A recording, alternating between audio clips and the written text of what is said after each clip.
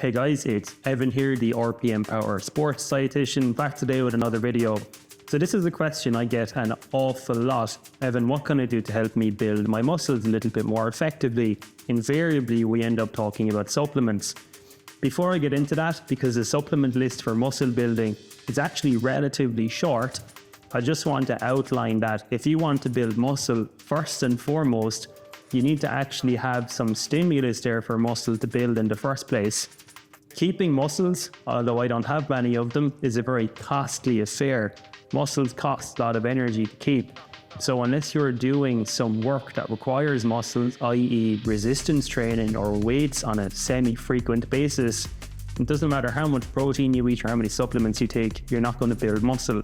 So you actually have to be exercising consistently in the first place for this to even be relevant for you. And your protein intake has to be high enough, which was our previous video. So if you haven't seen that, go back and check it out. For those of you that are still listening, I assume you eat your protein regularly and well, and you exercise frequently. If you tick those two boxes, now we can take a look at supplements. There are 3 supplements, to my knowledge, that will help you build muscle a little bit more effectively. Number 1 is the king, creatine monohydrate. Bog standard monohydrate powder doesn't have a hefty price tag, but it will bring you hefty gains. You're looking for 3 to 5 grams a day on a reasonably long-term basis. It's very, very safe. Bar you have a history of kidney issues, pretty much everybody can take creatine monohydrate.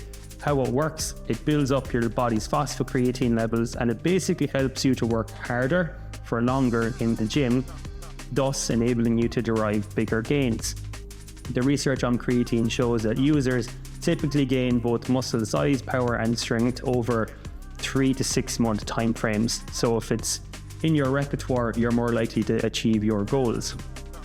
Second, creatine is HMB, hydroxymethylbutyrate. It's generally used more in clinical settings. If you have a kidney issue, it's probably the safer of the 2 options if you still want to maximize muscle protein building. HMB is basically an anabolic compound, a legal one, safe to take, and you can get it in the likes of MyProtein or bulk powders. You're looking for doses of about 3 grams a day. Again, on a reasonably long-term basis, it appears to be safe to take, and it'll have a similar effect size to creatine. The last paper I read, it was geriatrics, so people who don't exercise, they took 3 grams of HMB a day. They gained about 1.5 kilos of muscle mass on their quads. It's pretty impressive stuff. Number 3 is beta-alanine. Beta-alanine is a lactic acid buffer. So again, when we look at exercise stimulus, if you're training hard in the gym, the beta-alanine can help you work harder for longer, thus deriving a little bit more of a stimulus from the work you're doing. You'll often find it in pre-workout. Beta-alanine, you're looking for 5 gram doses for about 4 to 6 weeks, and it can have an additive effect. Public service announcement on beta-alanine: if you take it, your face might tingle. You're not having a stroke. It's a very normal side effect of the supplement. If that happens to you, you can split your dose up into 2. Again, you can get that on MyProtein or bulk powders or most sports shops.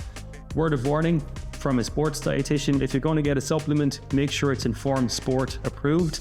If you compete in any sport where doping and drug testing is conducted, it's your duty to make sure what you're taking is safe and reliable. And as a dietitian, I only inform or advise people to take supplements that are Informed Sport approved. So I guess, I'm informing you now. So make sure that what you're taking is safe, and let's go get those gains.